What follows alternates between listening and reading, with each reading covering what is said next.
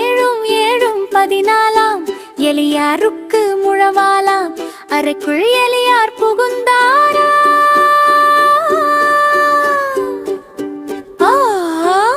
அங்கும் இங்கும் பார்த்தாராம் 2 தட்டில் பணியாரும் இருந்தது கண்டு மகிழ்ந்தாரா.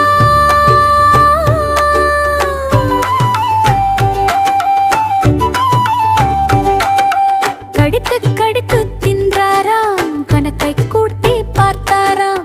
7 7 14 எலியார் ஏப்பம் விட்டாராம். 7 7 14 எலியாருக்கு முழவாலாம் அறைக்குள் எலியார் புகுந்தாரா.